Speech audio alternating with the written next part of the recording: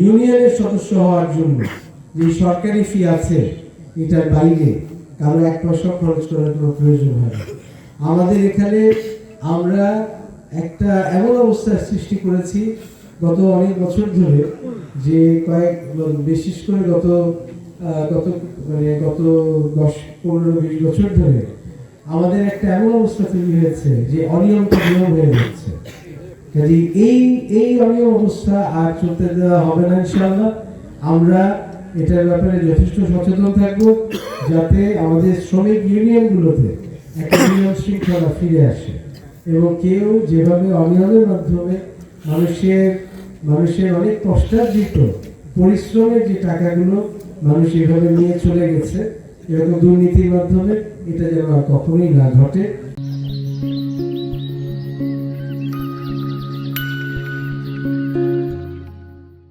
সেই ব্যাপারে আমরা ইনশাআল্লাহ সতর্ক থাকব।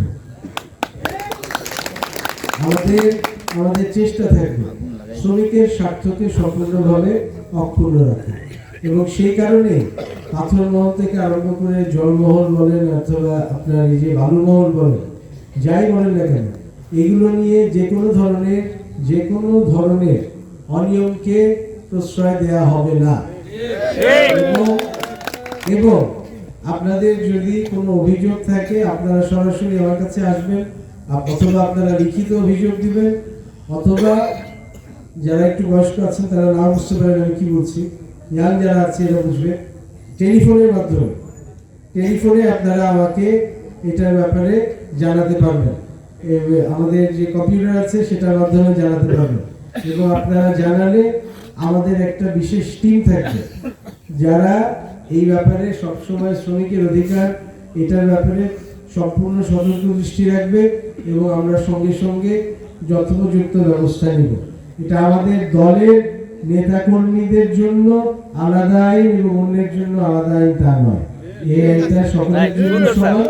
কাজে আমাদের দলের নেতা কর্মীরা মনে রাখবেন যে এই ধরনের কোনো অন্যায় কখনোই প্রশ্রয় দেওয়া হবে না। আপনাদের আমি সর্বশেষ যে দুটো কথা বলে শেষ করতে চাই, যে আমাদের একটা বিভিন্ন ধরনের যে বললাম যে অনিয়মটা আমাদের নিয়ম হয়ে গেছে, এই ব্যাপারে আমি আরো একটা কথা, আমাদের সম্পূর্ণটা আমাদের বিএনপির বিরুদ্ধে সারা বাংলাদেশে যেই কথাটা আমাদের যেই দলটা আমাদের বিরুদ্ধে নির্বাচন করেছে তারা একটা কথা সব জায়গায় বলেছে, ওই একটা কথা বলেছে, এই শব্দটা আমি উচ্চারণ করতে চাই না, আমাদের নিজেদের বিরুদ্ধে এই শব্দটা আমি উচ্চারণ করতে চাই না।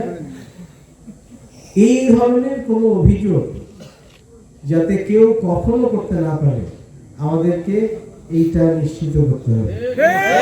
এই ধরনের অভিযোগ আমরা চাই না এবং আমরা এটা মেনেও নিতে চাই না। কাজে অনুগ্রহ করে আপনারা এই ব্যাপারে সতর্ক থাকবেন। দেখেন জনাব তারেক রহমান গত 1.5 বছরে আমাদের 7,000 নেতাকর্মী কিন্তু বহিষ্কৃত হয়েছে। কাজে আমি বিশ্বাস করি তিনি প্রধানমন্ত্রী হওয়ার পরে তিনি আরো কঠোর হবেন, এবং এই ব্যাপারে আমি চাই যে আমরা সবাই যাতে সতর্ক থাকি।